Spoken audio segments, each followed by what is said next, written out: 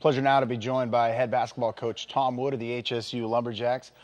Coach Wood, last week, right before Thanksgiving, tough loss on the road up at Monmouth, Western Oregon, which, as you know, has always been a tough place to play. Your thoughts on that game? Well, I think it exposed us as being a little bit. I don't like to use the term, but I think we're a little overrated right now. I think everybody and players, coaches alike, probably thought we were going to be better than we are right now. I'm disappointed where we're at, JB. I don't think we're playing with the intensity, the passion, the toughness that's necessary to beat anybody, even at home. So when you go on the road in late November, early December, you better bring it. If you don't get it handed to you. We got it handed to you. So not real pleased with our performance. We're trying to correct that in practice this week, and hopefully we'll come with a more of a intense outlook on things this Thursday night and Saturday night.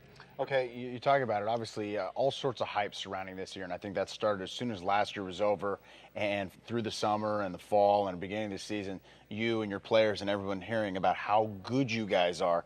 Has that affected, you think, the team's performance and maybe the coaching?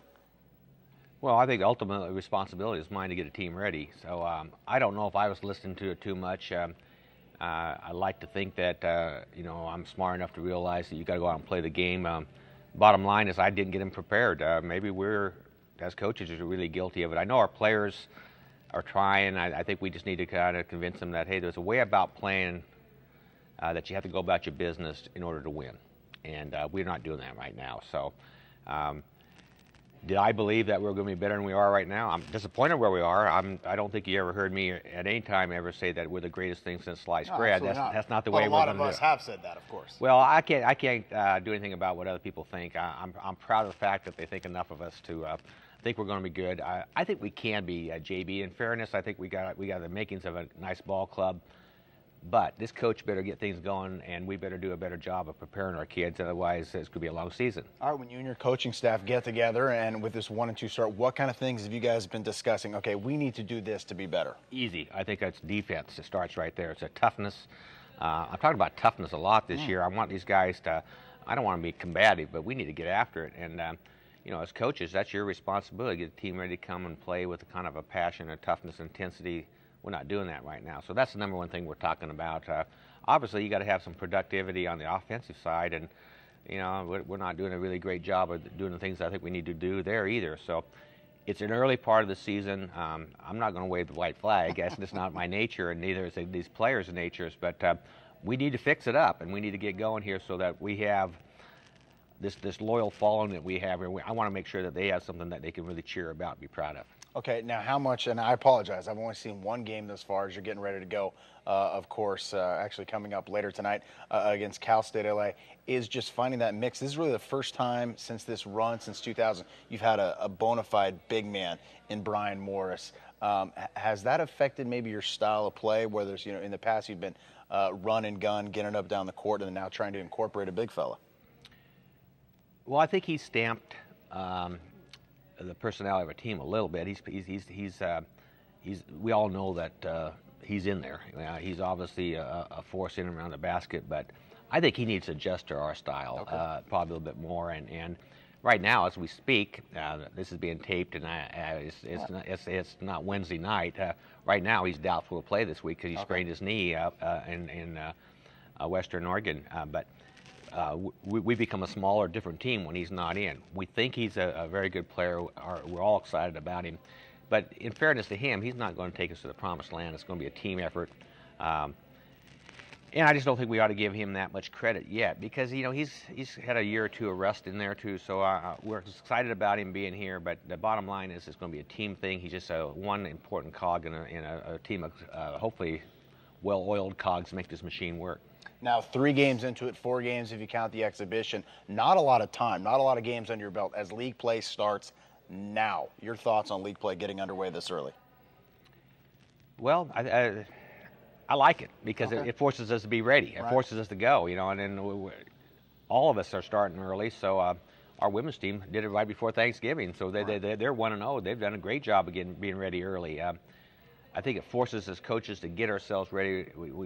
we can't always talk about, well, in January we got to be ready in January. Heck, in this league you got to be ready in early December, and to be who we want to be, we need to be ready early. We think we should be because we have a lot of kids coming back. We're not there yet. That's my fault. We're going to try to correct it. Cal State LA, of course, they came in last year, a little bit of an upset, surprised you guys, and then you guys bounced back against Dominguez Hills. But I guess there are no such thing as easy homestands in the CC2A, that's for sure. Your thoughts on Cal State LA and Dominguez Hills? Very similar type teams, both very athletic. Both like to post up their small forwards, which is a difficult cover for us. We're not used to. We usually have that big guy we got to worry about posting us up. I think both of them are. If their coaches were sitting here being interviewed, I think they'd both say, "Hey, we're struggling right now because we got a number of new players. Heck, we're struggling with a bunch of old returning players." I think that's been a little bit of a problem for them here early. They haven't played a lot of games, so it's hard to judge that. But I watched it on tape, and I see them making similar mistakes that we make. So I think I think they'll be ready. Obviously, they're going to be excited about league play as well. Okay, it's kind of like a library in here now, a little quiet, a little yoga going on behind us.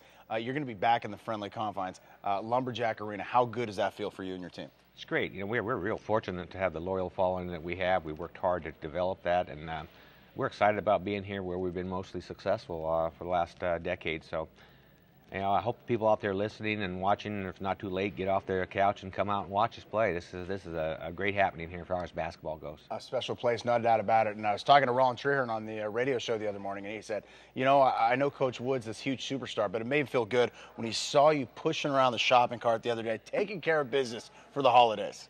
Well, it's as a basketball coach and in basketball, it kind of messes up holidays. We were fortunate, my wife and I are fortunate to have our grandkids coming out, so we're excited about it. We're down shopping, doing the Christmas thing. I like that. Grandfather and coach Tom Wood. Jody Gleason next right here on Humboldt State Tonight.